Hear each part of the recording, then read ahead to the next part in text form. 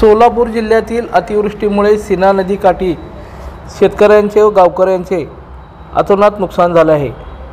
शाळांमध्येही पाणी शिरल्यामुळे तसंच घरामध्ये पाणी शिरल्यामुळे विद्यार्थ्यांचे शैक्षणिक साहित्याचं मोठं नुकसान झालं आहे।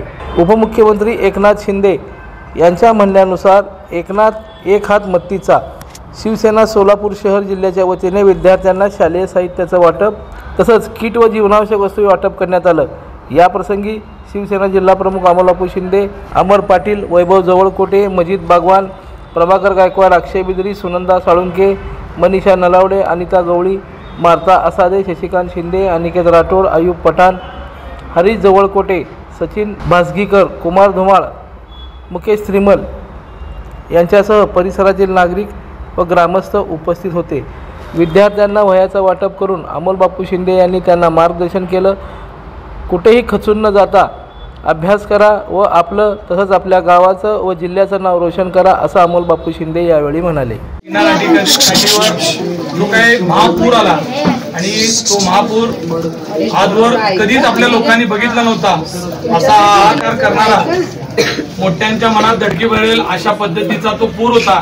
हे तर सगळे बालगोपाळ चिमुकले यांनी तर असं कधी विचार पण केला नसेल की नदीचं अशा पद्धतीचं रूप बघायला मिळेल। शाळा म्हणजे विद्येचं मंदिर आहे आणि त्या विद्येच्या मंदिरात रोज मुलं येत असतात आणि ती शाळा एक दिवस पाण्यामध्ये दिसणार नाही ह्याची कल्पना सुद्धा मुलांना कधी करता आली नसेल, शिक्षकांना नाही, कुणालाच करता आली नाही। मी आताच विचारलं की शाळेत किती पाणी होतं, शिक्षकांनी सांगितलं की शाळेचा पत्रा सुद्धा दिसत नव्हता, पूर्ण 100% पाण्यात शाळा गेली। पण शाळा जरी पाण्यात गेली तरी मुलांचं शिक्षकांचं मनोबल पाण्यात गेलेलं नाही। पुन्हा एकदा त्याच उमेदीनं त्याच जिद्दीनं आपल्याला उभं राहायचं आहे आणि या नदीकाठी असलेला जो शेतकरी बांधव आहे तो अडचणीत असताना राज्याचे कर्तव्यदक्ष उपमुख्यमंत्री एकनाथजी शिंदे साहेबांनी सांगितलं की शिवसेना परिवार, शिवसेनेचे सर्व शिवसैनिक पदाधिकारी हे बांधावर जातील, लोकांच्या वस्त्यावर जातील, शाळेत जातील, लोकांपर्यंत पोहोचून जेवढी जमेल तेवढी मदत करून या लोकांना विश्वास देण्याचं काम करू की शेतकरी राजा तू अडचणीत असताना आम्ही 100% तुझ्या सोबत आहोत। शिवसेना म्हणून तर आहोतच, पण खऱ्या अर्थानं माणुसकी, मानवता हा खूप मोठा धर्म आहे आणि त्याच्यासाठी सुद्धा आम्ही सगळ्यांच्या सोबत आहोत। पण आज लहान मुलांना बोलत असताना खरंच मला एक गोष्टीचा हे दुःख होत आहे की या मुलांना कधीच अशी परिस्थिती बघायला मिळाली नाही।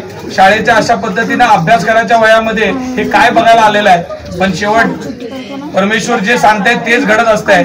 आपल्यात एवढी परमेश्वराने शक्ती दिली आहे की असे अनेक संकट तुम्ही आम्ही सगळेजण पेलू। तुम्हाला सगळ्यांना जर लहानपणीच असे अनुभव आले, असे महापूर बघितले तर आयुष्यामध्ये तुम्ही सगळ्या गोष्टी सर कराल एवढा मला विश्वास आहे। कारण कुठेही खचून जायची गरज नाही। आता कुणाकडे अडचण मागा, मदत मागा असं कोण राहिलंच नाही। मला वाटतं गावात कुठला व्यक्तीच नाही की त्याला मदत करावं। प्रत्येकाचंच घर पाण्यात गेलंय, प्रत्येकाचं शेत पाण्यात गेलंय, सगळ्यांच्या व्यथा खूप मोठ्या आहेत। सरकार आपल्या परीने मदत करत आहे। काल तुम्ही बघितलं असेल राज्याचे मुख्यमंत्री देवेंद्र फडणवीस साहेब असतील, अजित दादा असतील, शिंदे साहेब असतील, यांनी शेतकऱ्यांसाठी भरघोस असं पॅकेज दिलं। 32,000 कोटीची रक्कम शेतकऱ्यांना त्यांनी या योजनेच्या माध्यमातून देण्याचं ठरवलंय, पण ती रक्कम सुद्धा कमी आहे। मला माहित आहे की एका व्यक्तीचं कितीतरी लाखोचं नुकसान झालेलं आहे, त्याच्यामुळे ती जी रक्कम आहे ती पुरणार नाही। पण शासन म्हणून, पक्ष म्हणून आम्ही एवढंच सांगायला आलोय की अशा संकट काळी आम्ही तुमच्या सोबत सगळ्या ताकदीने आहोत आणि तुम्ही कुठे खचून जायची वेळ मनात आणू नका। आपल्याला पुन्हा हिमतीनं पुन्हा एकदा हा सगळा संसाराचा गाडा पुन्हा आपल्याला हाकायचा आहे, आपण सगळे मिळून। मला सगळ्या मुलांनी सांगा की आता दरवर्षीपेक्षा जास्त अभ्यास करणार ना? आता सगळे या गावातनं आम्हाला मोठमोठ्या पदावर जाणारी मुलं तयार झाली पाहिजे। या देशाचं, या सोलापूर जिल्ह्याचं भवितव्य समोर बसलंय, त्याच्यामुळे तुमच्याकडनं अपेक्षा आहे ह्या गोष्टी आता पूर सोडून द्या, पण अभ्यास मन लावून करा।